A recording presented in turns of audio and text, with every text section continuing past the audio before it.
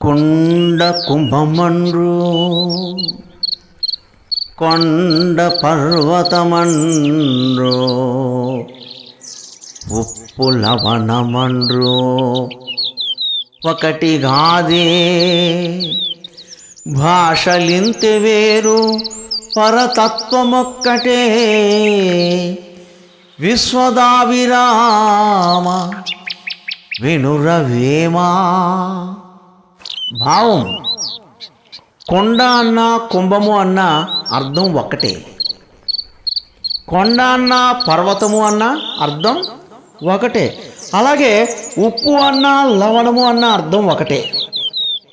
అంటే భాషలు వేరువేరు అయినప్పటికీ కూడా, అంటే అది హిందీ భాష అయినా సంస్కృతమైనా తెలుగైనా అర్థాలు ఒకటే.